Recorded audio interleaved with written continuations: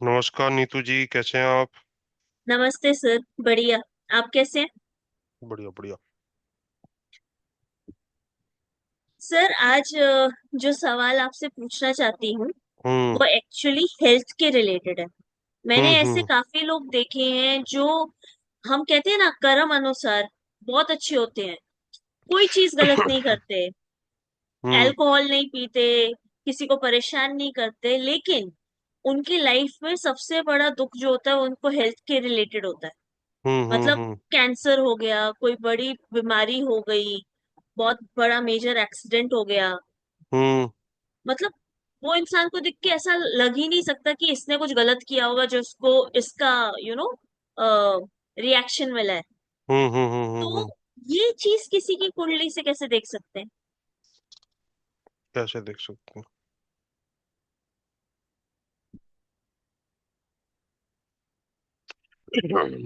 There are three types of element according to astrology.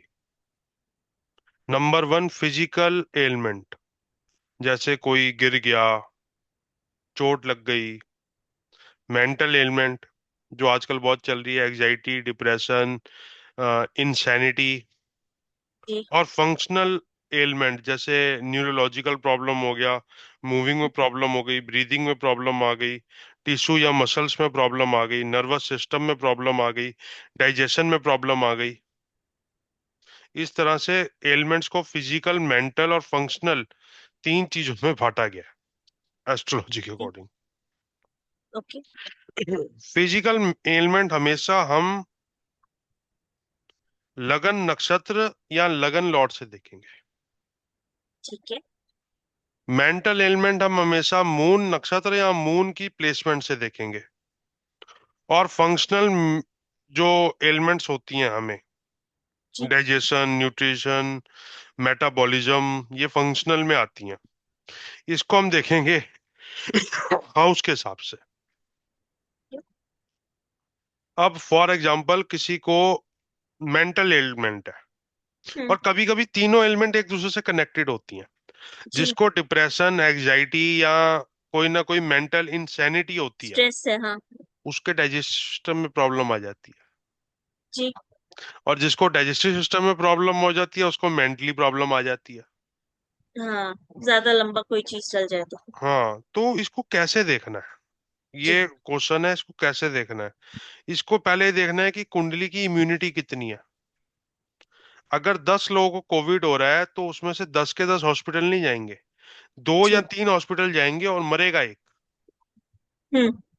तो जो मरेगा उसकी इम्यूनिटी सबसे कम है। कम है। और जिसका एसिम्टोमेटिक हो गया, जिसको पता ही नहीं चला उसको कोविड हुआ था, उसकी हाँ, इम्यूनिटी सबसे स्ट्रांग। सबसे स्ट्रांग है। तो प्रॉब्लम होना, अब problem will be the problem will be the end, और problem will be followed by solution. ये दो अलग अलग चीजें हैं। जी। अगर कोई प्रॉब्लम है, मान लो किसी को कैंसर हुआ, तो कैंसर लोगों के ठीक भी हुए हाँ, और निपट बिल्कुल। भी गए लोग हाँ, कैंसर होने के किसी बाद। किसी का पता ही नहीं चलता किसी कब किसी को पता बीमारी नहीं। हुई और कब चले गए। इसको देखने के लिए देयर आर 21 पॉइंट्स, अलग अलग अलग अलग सिनेरियो में अगर देखना है तो। जी।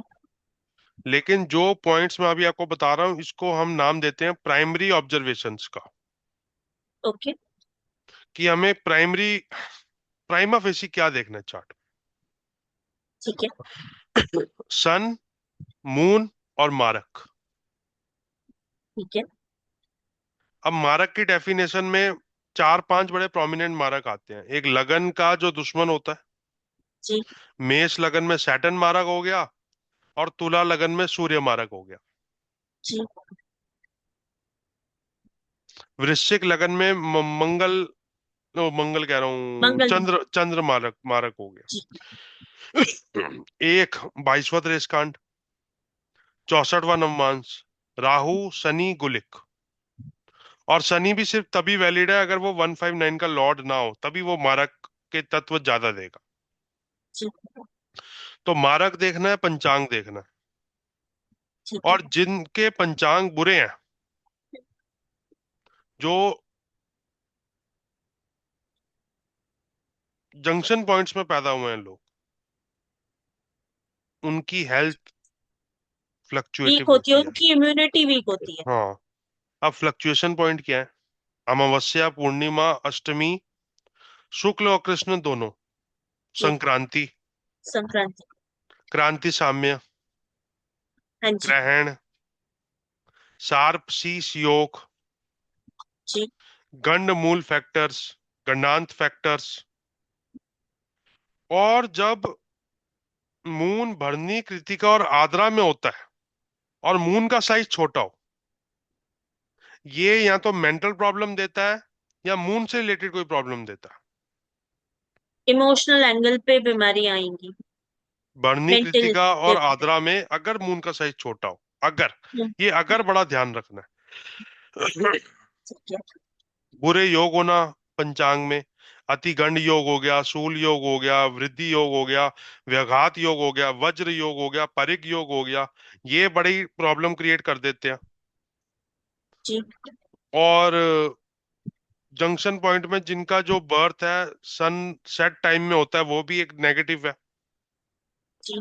अगर ये पंचांग में फैक्टर्स हैं, लगन लॉर्ड स्ट्रांग नहीं है, एट्थ लॉर्ड लगन लॉर्ड के बनिस्पत ज्यादा स्ट्रांग है, एट्थ लॉर्ड मारक्स, सैटर्न गुलिक या राहु, और पंचांग में शून्य फैक्टर्स है, जी। विष योग है, जी। ज्वालामुखी योग है, दक तिथि है, दिन रोग है, दिन मृत्यु है, अर्गला योग है, बुरे देशकांड में प्लैनेट्स बैठे हैं या इन ऑस्पिशियस देशकांड में जन्म हुआ है, जी। ज्वालामुखी योग बनता है।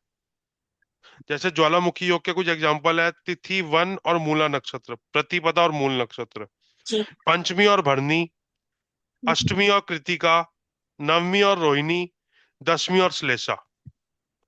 इन सब प्रॉब्लम्स में हमें एक अंडरलाइन सिचुएशन लानी है कि इस कंडीशन में कहीं ना कहीं आपके बॉडी पार्ट्स में कोई ना कोई प्रॉब्लम आ सकती है। जी। और इसके लिए द्रेष कांड और 64वां नवमांश, 22वां द्रेष कांड और 64वां नवमांश और उपग्रह देखने जरूरी है, स्पेशली गुलिक, धूम, इंद्रचाप, परिवेश, जी। इनको देखना बहुत जरूरी है। फिर इससे आपको पता चलेगा कि डिजीज की सीड किधर होगी। और सारावली में तो 22वें त्रेस कांड में एक्चुअल बताया जाता है कि प्रॉब्लम क्या आएगी, लेकिन उसके लिए हमें मारक फैक्टर्स का बड़ा ध्यान रखना है। अब ठीक है। इतने सारे फैक्टर्स को देखने के बाद ही हम ये बता सकते हैं कि दुनिया में इस जिस इंसान की वो कुंडली है, जी। उसको क्या क्या डिजीज आ सकती है। ठीक है।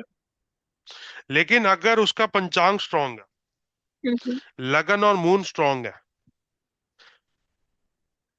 सन स्ट्रांग है, तो अगर कोई डिजीज आए भी तो तो इलाज फॉलो पॉसिबल है। हाँ हाँ, इलाज हो जाता है, फॉलोड बाय सॉल्यूशन हो जाती है डिलीट। ठीक है। और अगर कुंडली की इम्यूनिटी लो है, पंचांग कम, पंचांग में नंबर नहीं आते, हम्म। म- मारक की दशा है, मारक की अंतरदशा है, मारक की महादशा है, ऊपर से सुदर्शन चक्र दशा भी अच्छी नहीं है, योगिनी दशा भी अच्छी नहीं है, जी।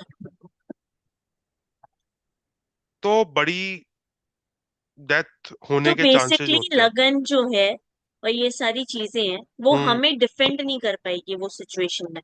नहीं कर पाएगी। तो सर स्पेसिफिकली अगर देखें, जैसे मैंने सवाल पूछा था कि कई बार ऐसा होता है इंसान बिल्कुल अच्छा है, बिल्कुल ठीक ठाक है, कोई उसकी कुछ खास हिस्ट्री नहीं है, मेडिकल हिस्ट्री, और सडनली एक बीमारी आती है और सडनली पता चलता है ये एक स्टेज ऑफ बीमारी है और अब शायद उसका इलाज भी पॉसिबल नहीं है या बहुत कम टाइम है उसके पास। कुंडली से आइडिया लिया जा सकता है, अच्छा।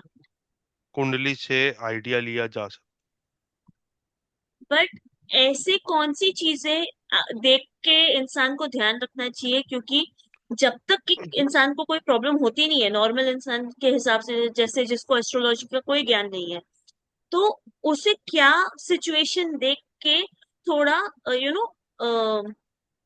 पहले से ही ध्यान रखने की कोशिश रखनी चाहिए। देखो। क्योंकि नॉर्मली क्या होता है, प्रॉब्लम हो जाती है तब इंसान पीछे भागता है कि कोई सोल्यूशन मिल जाए। देखो, प्राइमरी ऑब्जर्वेशंस में ही हमें आइडिया लग जाता है कि इंसान की जो हेल्थ है वो कैसी रहेगी। ठीक है। फिर जब हम उनके नक्षत्र देखते हैं और बहुत ज्यादा डिटेलिंग में जाते हैं तो एक्चुअल पॉसिबल डिसऑर्डर या डिजीज का पता चलता है। ठीक है। फिजिकल मेंटल एक्सीडेंट्स होंगे, डिजीज होगी, क्या होगा वो भी पता चलता है। हम्म। लगना स्ट्रांग अगर नहीं है और बाकी मारक फैक्टर स्ट्रांग है तो वो हावी हो जाते हैं। लगन स्ट्रांग है तो आदमी को अगर कैंसर भी हो गया तो कैंसर को जीतने नहीं देगा, वो अपनी विल पावर से चीजों को लड़ता रहेगा। तो लगन स्ट्रांग होना बहुत अच्छी है। अब जेनेटिक डिसऑर्डर होगा कि नॉन जेनेटिक होगा, जी। ये देखने के लिए हमें फिर नक्षत्रों पे जाना है। कुलाकुल और कुल नक्षत्रों से उसको वेरीफाई करना होता है। ओके। और ये सब देखने के बाद अगर हम इफेक्टिव वैदिक एस्ट्रोलॉजी की रेमेडीज करें, जैसे जी। मंत्र दान और उपवास, जिनको मैं रेमेडीज मानता हूं, जी। तो और हम उन प्रॉब्लम्स को अंडरलाइन कर लें जो हमारी जिंदगी में आएंगी, और वो आए तो हम आग लगने से पहले ही पानी डाल दें उनमें। जी। जैसे मुझे हमारे सर ने बोला था, एक इसका ख्याल रखना है गले का, यहाँ पे थायराइड भी होता है, जी। यहाँ पे फूड पाइप भी होता है, यहाँ पे कई तरह के ग्लैंड्स होते हैं, वोकल कॉर्ड होती है, टॉन्सिल्स होते हैं। राइट। उन्होंने ईएनटी वर्ड यूज किया था, थर्ड हाउस में गुलिक बैठा है। थर्ड हाउस में गुलिक है, उन्होंने बोला था ईएनटी का ख्याल रखना। तो इस तरह से उन्होंने 4-5 पॉइंट्स लिखवाए हैं कि इन इन चीजों का ख्याल रखना है, और अगर उनमें कोई दिक्कत आए तो उन चीजों को सीरियसली लेना है। पहले से ही ट्राई कर लेना है। ठीक है। तो सर, जहाँ तक मुझे पता है, आपकी कुछ रिपोर्ट्स हैं हम्म। जिसमें आप नॉर्मली पूरे साल के बारे में बताते हैं, फैमिली लाइफ, हेल्थ, फाइनेंसेस, इन सब चीजों के बारे में बताते हैं। और हम्म। मैंने ये भी चीज नोट की है कि आप कई बार अगर कुछ बहुत मेजर हेल्थ रिलेटेड रहता है तो हाँ, आप एक्चुअली ये भी लिख देते हैं कि अ, वो इंसान को इंश्योरेंस ले लेना चाहिए। बिल्कुल लेना चाहिए। राइट। अरे एक तो बार ऐसा हुआ था। जी। 1 4 मई 1984 था, 5 था, मुझे ध्यान नहीं, 4 मई की उसकी डेट थी। जी। उसकी डेथ हो गई थी। वो ट्रक ड्राइवर था कनाडा में, 2-3 ट्रक थे उसके पास। उसने अपना जी। इंश्योरेंस लिया। मैंने उसको कहा था 5 करोड़ का ले लिया, उसने 1 1.5 2 करोड़ का लिया, उसकी फैमिली को मिल गया। अब मेरे हम्म। अंदर ये कैपेबिलिटी नहीं है, या किसी के अंदर भी ये कैपेबिलिटी नहीं है कि उसकी डेथ को रोका जा सकता। जी। लेकिन आई एम ग्लैड कि उसने इंश्योरेंस ले लिया। जी। तो अगर मेरा मारक का पीरियड आएगा या आपका मारक का पीरियड आएगा, तो उसमें प्रॉब्लम बड़ी आएगी ही आएगी। उससे लड़ने के लिए हम तैयार कर सकते हैं सामने वाले। ठीक है। तो सर, जैसे मैंने आपके रिपोर्ट्स के तौर पे बात की, तो सर आप कह रहे हैं मारक, तो मारक खाली हेल्थ रिलेटेड इम्पैक्ट करता है? नहीं, हेल्थ रिलेटेड भी इम्पैक्ट करता ठीक है। है। हेल्थ रिलेटेड भी इम्पैक्ट करता है। ठीक है। तो ओवरऑल अगर ऐसा कोई टाइम आएगा और समझिए कोई आपसे बात कर रहा है, तो कंसल्टेशन कर रहा आगाह है कर देंगे। या रिपोर्ट करवा रहा है, तो आगाह ऐसा कर तो देंगे। नहीं होगा कि उस इंसान को पता ना चले इन चीजों के बारे में? देखो, एस्ट्रोलॉजी की अपनी लिमिटेशंस हैं, समझना बहुत जरूरी है। लेकिन जितना हमारे में होगा, क्योंकि रिपोर्ट्स मैं बहुत सीरियस होके बनाता हूँ, तभी डिले हो जी। जाती हैं। जी। आगाह जरूर कर देंगे। वो मैंने नोट किया है। कई बार लोग बोलते हैं कि आपने जो थोड़ा टाइम लिया है, आपने एक दो बार वीडियो में भी बोला हुआ है कि थोड़ा टाइम लग जाता है। डिले हो बट जाती है मेरी ये चीज रिपोर्ट्स, मैं लेकिन जानती हूँ कि वो रिपोर्ट्स पे आप खुद काम करते हैं। लेकिन एस्ट्रोलॉजी का मतलब ही गाइडेंस है, मार्गदर्शन है। और उस चीज से कैसे निपटा जाए, वो नेगेटिव चीज से कैसे निपटा जाए, बस। वो नेगेटिव इमोशन हो सकता है, फेलियर हो सकता है, एंगर हो सकता है, कुछ भी हो सकता है। जी। और जैसे कई बार आपने ये भी मेंशन किया हुआ है कि कई बार ऐसा होता है कि नॉर्मली हम बोलते भी हैं कि खुद का गुस्सा पहले खुद को ही नुकसान देता है। वो ऐसा तभी भी कई बार वो रहता है, तभी तो आप। होता है कि अग्नि तत्व राशि हो, सूर्य उस पे ज्यादा ही मोल्ड कर रहा हो, चंद्रमा बड़े साइज का हो तो इमोशंस आउट ऑफ कंट्रोल हो जाए। इमोशन फ्लक्चुएट होते हैं, हम्म। तो इंसान अपने गुस्से को उतना कंट्रोल नहीं कर पाता। नहीं कर पाता। चंद्रमा नवमांश में मंगल की राशि में बैठा हो, बहुत सारी चीजें देखनी होती बढ़िया। है। Sir basically thank you firstly, already बहुत कुछ सीखने को मिल रहा है। आज ही अपॉर्चुनिटी देने के लिए थैंक यू सर।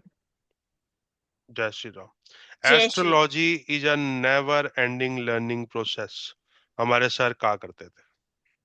तो मेरा एब्सोल्युटली। मेरा ये काम होता है कि मैं अपने इधर स्टडी रूम में आ गया, एक आधा घंटा कुछ पढ़ लिया, ऐसे आप लोगों से बात कर ली, दो तीन कंसल्टेंसी दे दी, ऐसे ही दिन निकल जाता है और आई एंजॉय माई वर्क। जी बिल्कुल। हम्म। तो if I am successful in astrology, इसमें उन लोगों का भी बहुत बड़ा योग है जिन्होंने मेरी एस्ट्रोलॉजी के तरीके को समझा, जो कि बिल्कुल भी एडल्टेटेड नहीं है। हाँ जी। तो हाँ, ना तो ना। ना। तो मार्केटिंग गिमिक, एक्चुअली मेरे मैंने पास काफी नोट किया है, मेरे पास मेरे मार्केटिंग पास गिमिक से आप काफी दूर भागते हैं।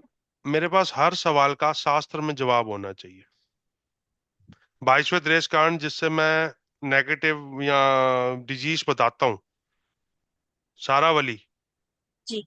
बुक में इसके बारे में डिटेल में वो दिया हुआ है। जी सर।